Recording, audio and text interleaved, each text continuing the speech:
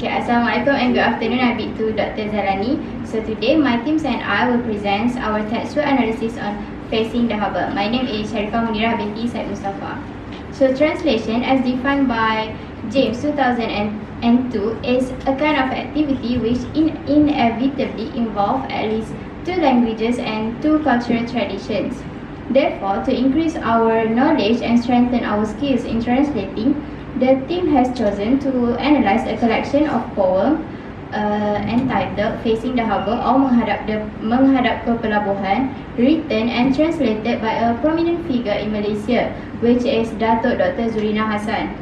So, the purpose of this study is to highlight the significance of cultural translations, identify the methods and procedures involved in the process of translating two poems which are Janda Baik and also Salam Perempuan dari Penjara. Next, we'll proceed with the methods and procedures in this translation process. Okay, Bismillahirrahmanirrahim. Assalamualaikum. I bid to Dr. Zalani. Okay, so from the two poems that we have identified. Okay, before that, my name is NurLyana Aqilah.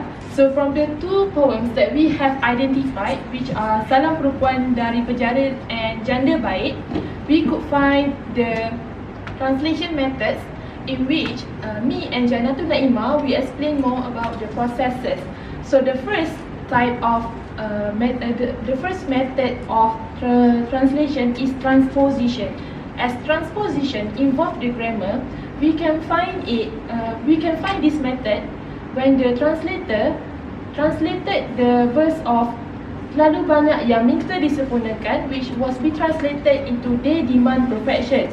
So the passive verb of disempurnakan was translated into the noun of perfection. So we believe that the translator used free transposition, in which the transposition used is mainly dependent on the context and particularly on the desired effect. So this is where we found that Zurinah, which is the translator,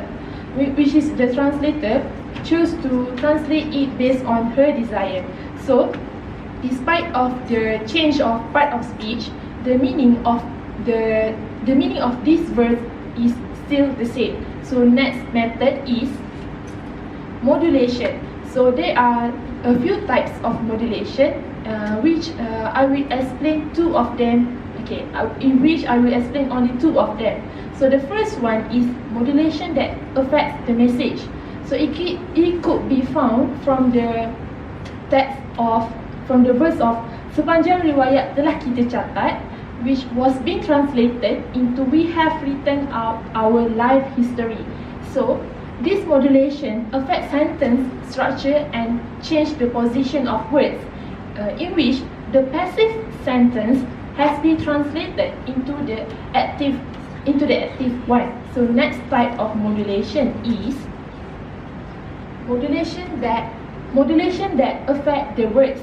So it could be found from the verse of kerana bahasa seorang wanita telah menjadi berbahaya, which was being translated into a woman must be protected, her words could harm herself. So this type of modulation was applied to words that tend to appear together and take the form of verbal or nominal expression, which is also known as negated contrary. So this modulation changed the negative voice into more positive one. So next method of translation is borrowing. So this type of method could be found from the title itself, in which one of the poems which is Janda Baik. So the phrase of Janda Baik is retained because, okay, let's say if we use the literal translation to translate this phrase, the words will become the Janda Baik will translated into a good widow, which means there is no relation with this poem. However, the translator chose to retain the word as it is a proper noun. So the reason why the translator chose to retain is it is to maintain the aesthetic value of the meaning from the source text. Okay, next is equivalence, which I will explain about descriptive equivalence. So this type of method is found when the translator translated the phrase of seorang Zurinah, which was being translated into a Zurinah. So the word seorang was translated into the article of a, as we have learned that article is used before the singular countable common noun, in which a is used before the common noun that begins with the consonant letter or sound. This is where we found a mistake that has been done by the translator, in which she mistakenly used this type of article, the article of a, before the proper noun of Zurinah, in which is supposedly there is no article before the proper noun. So to explain more about other types or other methods of translation, I will proceed this presentation to Naimah. Okay, Assalamualaikum warahmatullahi wabarakatuh. I'm Janatulnaimah binti Abd Rashid, and I'm going to proceed with functional equivalence. For the functional equivalent, it is happen when there is similar words that involve two culture in source text and target text. For this poem, sepanjang hayat pondok kita bergegar, it is translated to the shacks, our shelter shivers. In this context, we would like to try to highlight on the word of pondok. Why? Where it is translated to shelter. This is because if we translated the denotation meaning of this word, it is a place to stay. But in this poem, it is a personification.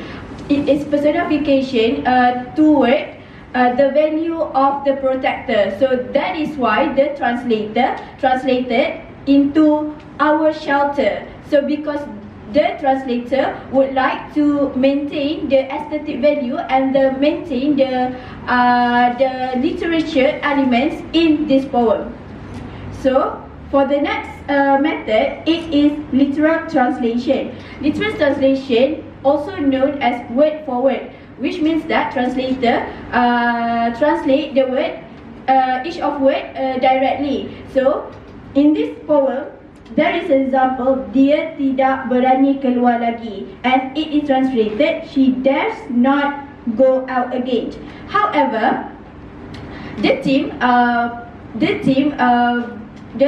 analyzed this. There is a mistake in translating this sentence, because lagi, it is better if the translator use anymore rather than again. So it can convey the meanings, but the meaning could not be conveyed specifically and correctly. And then for the last method, it is adaptation. Adaptation happens when there is no equivalence between the source text and the target text. So the translator has to adapt something or words that can contribute to the meaning from the source text. So for the example, puisi-puisi sumbang. So it is translated into unrefined verse. Why? Because the translator has to, like I said before, has to maintain the aesthetic value of literature. So since this is a poem saja, and there is elements in Malay poem that is not exist in Western culture. So that is why translator translated it into unrefined verse to convey the meaning from the source text. So that is all from me. So I'm going to proceed the presentation to the next presenter. Thank you, Naimah. So my name is Suzuliani binti Mohamad. So for the conclusion, the team believe that both poems have their own uniqueness in preserving the Malay culture while adapting the poem into English language. If each of the methods used in the translation process has its own way of translating, the translator need to choose a correct translator method in order to avoid or minimize the misleading or mistake in the translation process. The translator needs to consider all aspects of the cultures in order to make sure that the intended message of the original poem is being delivered well in the translated versions. Last but not least, the translator needs to have in-depth knowledge of both culture, source and target language to ensure that the interpretation made by the translator have the same meaning of the soft language. So that's all from us. Thank you.